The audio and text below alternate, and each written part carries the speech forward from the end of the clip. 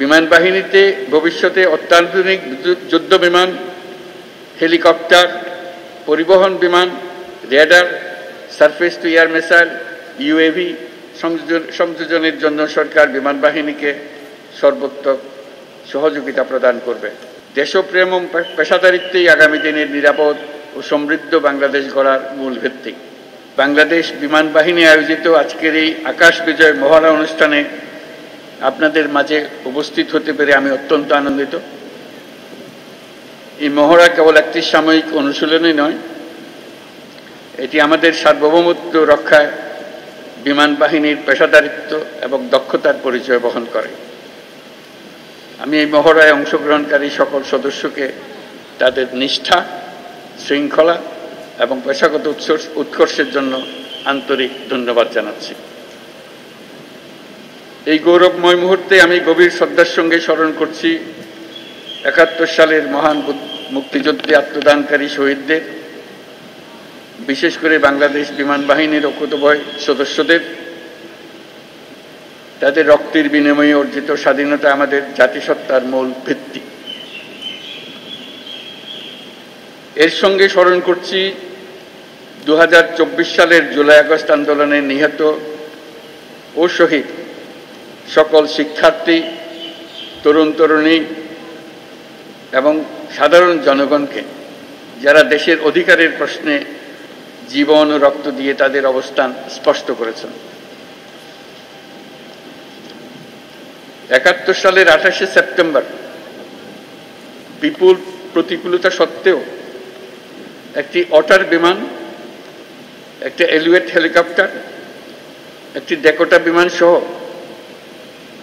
৫৭ জন সদস্য নিয়ে জন্ম নিয়েছিল কিলো ফ্লাইট, যা বাংলাদেশ বিমান বাহিনীর নিউক্লিয়াস হিসেবে চিরস্মরণীয় হয়ে থাকবে।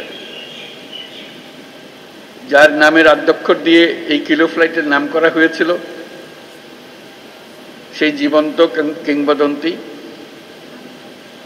এবং মুক্তিবাহিনীর deputy chief of staff Bir Uttom air vice marshal A K খন্দকারের নামানুসারে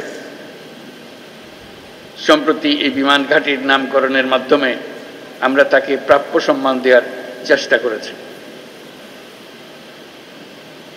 বর্তমান বিশ্বের দ্রুত পরিবর্তনশীল প্রযুক্তির সাথে তাল মিলিয়ে চলার জন্য আন্তর্জাতিক মানসম্পন্ন প্রশিক্ষণ ও অনুশীলন অপরিসীম গুরুত্ব বহন করে। এই প্রেক্ষাপটে বাংলাদেশ বিমান বাহিনীর সদস্যগণ নিয়মিতভাবে বহুমাত্রিক প্রশিক্ষণ কার্যক্রম ও অনুশীলনে অংশগ্রহণের মাধ্যমে নিজেদের জ্ঞান ও দক্ষতাকে যুগোপযোগী করতে সদা সচেষ্ট রয়েছে, যা এই মহড়ার মাধ্যমে আমাদের কাছে স্পষ্ট হয়েছে। দেশের সার্বভৌমত্ব ও স্বাধীনতার প্রতি যে কোনো চ্যালেঞ্জ মোকাবেলায় একটি আধুনিক ও সদাপ্রস্তুত বিমান বাহিনী গড়ে তোলার লক্ষ্যে আমাদের প্রচেষ্টা অব্যাহত থাকবে। বাংলাদেশ বিমান বাহিনী সময়োপযোগী পরিকল্পনা ও দূরদর্শী নেতৃত্বের মাধ্যমে সমসাময়িক ভূ রাজনৈতিক পরিস্থিতি ও কার্যকর আকাশ প্রতিরক্ষার পাশাপাশি বিস্তীর্ণ সমুদ্র এলাকায় নিশ্চিদ্র নিরাপত্তা প্রদানের লক্ষ্যে কাজ করে যাচ্ছে।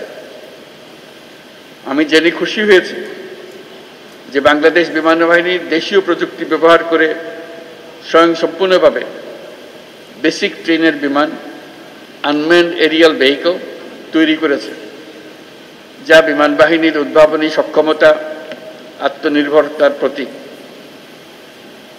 বিমান বাহিনীতে ভবিষ্যতে অত্যাধুনিক যুদ্ধ বিমান, হেলিকপ্টার, পরিবহন বিমান, radar, surface to air missile, UAV সংযোজনের জন্য সরকার বিমান বাহিনীকে সর্বোত্তম সহযোগিতা প্রদান করবে।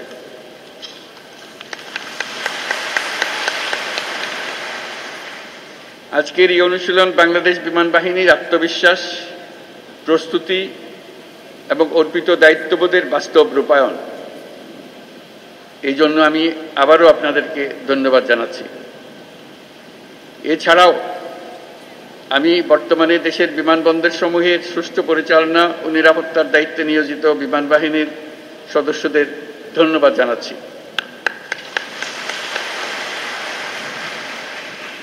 পরিশেষে আমি বিমান বাহিনীর সকল সদস্যদের প্রতি যুগোপযোগী ক্ষমতা অর্জন, দক্ষতা অর্জন এবং পেশাগত কারিগরি সক্ষমতা বৃদ্ধির প্রতি অব্যাহত মনোযোগ বজায় রাখার আহ্বান জানাচ্ছি।